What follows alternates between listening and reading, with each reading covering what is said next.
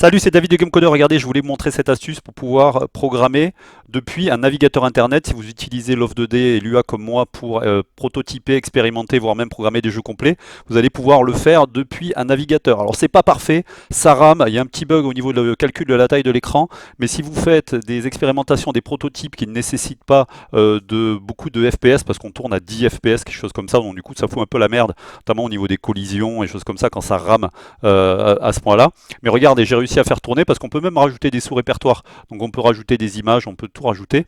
J'ai réussi à faire tourner l'exemple sur le DFS, l'algorithme DFS pour générer des donjons, vous savez, que je vous avais enseigné il y a quelques mois. Comme il y a assez peu de besoin de performance, regardez, ça fonctionne. J'avais fait un commando où j'avais intégré l'algorithme DFS dans un petit projet où je m'amusais à pouvoir faire déplacer un personnage dans le donjon. Hein. Le personnage, c'est ici le soldat au milieu, avec les collisions.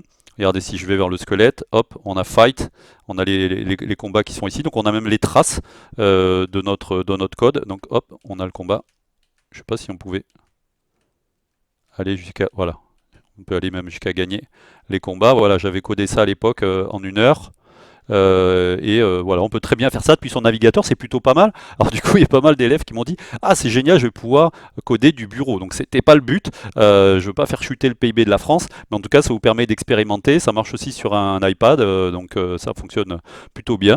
Donc voilà, c'est une petite astuce. Et moi, ce que je vais vous montrer en dehors de cette astuce, c'est le guide de programmation que je suis en train de créer pour vous. Vous le savez, le guide Metroid, et je vais vous montrer où j'en suis. Donc j'en suis à 28 pages et j'ai pas terminé encore la semaine prochaine où on va gérer les changements de salle, les changements de capacité, c'est-à-dire que notre personnage il va être capable de se transformer en boule et de passer dans des couloirs étroits comme dans Metroid, il va être capable de ramasser des armes et donc de changer d'arme, de prendre un pistolet ou un lance-missile et de passer de salle en salle, et on va même faire une animation de changement de salle, vous savez cette fameuse animation qu'on a dans Metroid où tout le décor disparaît sauf la porte se déplace jusqu'à prendre la position qu'elle a dans le niveau suivant, dans la salle suivante, et le décor apparaît et le personnage sort de la porte. On va faire ça, je kiffe totalement, je suis complètement à fond dans mon code depuis le début de la semaine.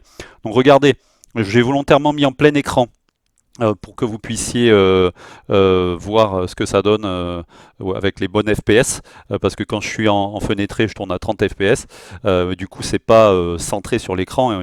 Pour ça, il faudrait que je travaille avec un canevas, mais c'est pas le but de l'exercice maintenant. Donc, vous voyez l'idée. Moi, je rajouté un petit scénario. On va dire que un vaisseau s'est écrasé sur la surface d'une planète et vous êtes obligé d'explorer une station spatiale pour vous en sortir. Vous allez devoir ramasser des diamants qui correspondront à de l'énergie qui vous permettront ensuite de pouvoir vous recharger, combattre, ramasser des armes, donc vous voyez un pistolet. Et donc j'en suis au chargement des salles. Les salles, elles sont générées depuis, regardez, depuis Tide. Donc on a vraiment un éditeur de map professionnel qui est utilisé avec les couches. On peut mettre les décors, on peut mettre le fond, on peut mettre les entités, donc on a un calque d'entités qui ne sont pas des tuiles normales mais qui deviennent des sprites, donc tout ça je vous l'explique dans le guide. C'est un des guides les plus complets que j'ai jamais fait, alors que j'avais l'intention de faire un guide rapide. Comme d'habitude, j'ai un élève qui vient de dire je crois que c'est le meilleur guide que GameCoder aura produit depuis le début, c'est le 7e guide, alors que pour moi le plus gros c'était Street Fighter. Donc celui-là il est vraiment énorme. À la limite dans le guide il y a quasiment tous les fondamentaux que je vous ai enseignés jusque là, en allant même plus loin, puisqu'il y a des choses que je vous avais jamais montré, les chargements de niveau comme ça à partir de Tide, le fait de générer des entités qui sont capables de se déplacer. Regardez, mon personnage se déplace alors qu'il il a été positionné depuis l'éditeur de map. Il est remplacé par un vrai sprite capable de se déplacer au clavier. On a la possibilité de changer de salle, donc on aura une animation très bientôt. On a les collisions qui fonctionnent, c'est-à-dire que je ne peux pas passer au travers des murs. Donc tout ça, en très peu de lignes de code en plus, on est en pur code, c'est juste de la programmation pure, c'est juste du bonheur incroyable.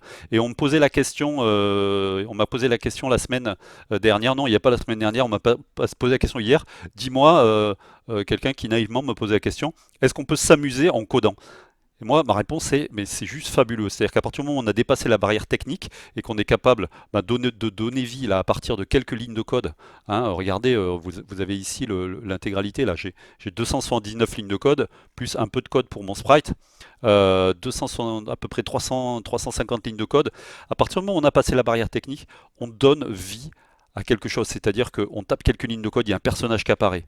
On tape quelques lignes de code, il s'anime. On tape quelques lignes de code, il se déplace. Et à partir de là, on donne vie et c'est vraiment comme créer la vie parce que ce n'est pas utiliser un éditeur et assembler des choses, c'est vraiment chaque putain de ligne de code que j'ai tapé, c'est le pixel au poil de cul, c'est moi qui ai tout programmé et c'est moi qui décide de tout. Et si je veux aller loin, très loin, beaucoup plus loin, imaginez des gameplays qui n'ont jamais été vus, imaginez des comportements qui n'ont jamais été vus ou que j'ai jamais vus ou que des moteurs ne proposent pas, c'est moi qui vais les programmer. Et on prend un plaisir fabuleux parce que c'est comme créer une œuvre, c'est comme créer un film, mais à partir de lignes de code et c'est plus que du plaisir, c'est une jouissance totale et ceux qui ont suivi la formation ou ceux qui sont mis la promotion de jeux vidéo et qui depuis toujours n'arrivent plus à lâcher la promotion de jeux vidéo le savent aujourd'hui. Donc voilà, le guide de programmation, 28 pages voilà, illustrées avec du pseudocode, avec tout ce que vous voulez. On a la map, j'ai oublié de vous montrer ça.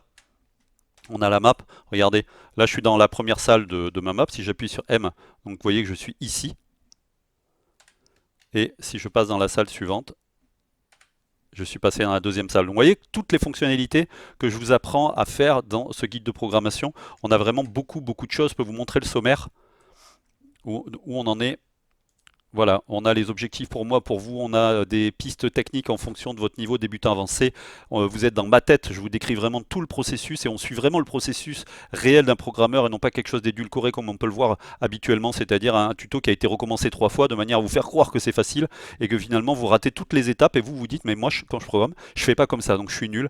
La programmation c'est pas fait pour moi parce que moi je m'y reprends à plusieurs fois, je suis obligé de regarder des exemples, je reviens sur le travail que j'ai fait, ce que je fais ça marche pas, etc. Mais c'est exactement ce que font la plupart des programmeurs, et même pire que vous des fois, et ils vous le cachent quand ils essayent de vous l'apprendre. Donc à quoi je pense pour démarrer, comment j'ai expérimenté, comment j'ai prototypé avec le TIC 80, comment je suis passé sous l'œuvre 2D, comment j'ai donné vie, comment j'ai imaginé donner vie aux salles de la map, et vous allez voir comment je leur donne vie réellement. Vous allez voir donc la différence entre ce que j'ai élaboré en pensée et ce que j'ai élaboré techniquement. Ensuite je vous montre comment travailler comme un pro avec un vrai éditeur de map open source qui s'appelle TimeMap Editor. Je vous montre comment créer un niveau, je vous explique en vidéo, parce que quand j'arrive pas à expliquer, parce que c'est trop visuel par écrit, je fais une vidéo. Donc il y a des vidéos d'accompagnement avec ce guide. Comment on exporte au format Lua et comment on importe au format Lua et comment on lit les données exportées par le logiciel. C'est vraiment des trucs de pro et je vous fournis des projets d'exemple avec toutes les étapes. Donc on charge la map, on découpe le typeset en quad, on voit comment faire de l'optime avec notamment des sprites batch. C'est un truc de pro que vous avez jamais vu.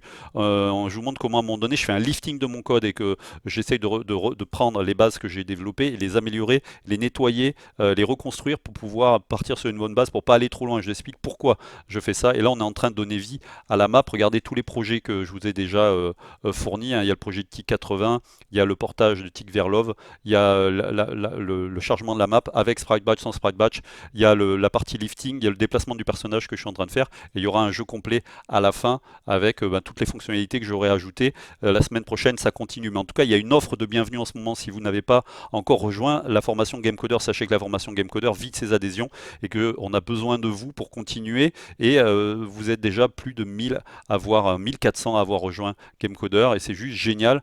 Donc rejoignez Gamecoder, il y a plus de 3000 € de contenu dans cette formation et c'est juste fou de pouvoir vous proposer pour moins de 20 € par mois ce contenu là. Et pourquoi? Parce que je veux rendre cette formation accessible à tous et c'est pour ça que c'est un gros carton, c'est pour ça qu'il y a bientôt 2000 adhérents à Gamecoder. C'est parce que c'est pas cher et que c'est accessible à tous et vous pouvez même adhérer à vie pour moins de 500 €. En ce moment il y a une réduction pour la rentrée de plus de 50% de réduction pour adhérer à vie. Vous n'avez plus aucune excuse pour ne pas rejoindre la plus grosse formation, la plus gigantesque formation et la plus efficace formation disponible sur le net pour devenir programmeur de jeux vidéo, que vous soyez juste un passionné ou que vous vouliez faire carrière ou que vous vouliez rentrer dans une école et que vous voulez arriver comme un cador dans cette école avec un niveau de fou, un niveau d'expert en programmation qui vont vous permettre d'aller plus loin que ce que vous propose l'école, de pouvoir survoler les cours qui vont vous être proposés et vraiment rentrer dans le dur et pouvoir faire vraiment des projets, et c'est ça qui va faire de vous des programmeurs de jeux vidéo. C'est pas de passer dans une école, payer 15 000 € l'année avec un studio, avec un appart, pour passer votre année à apprendre à programmer alors que vous auriez pu le faire avec moi.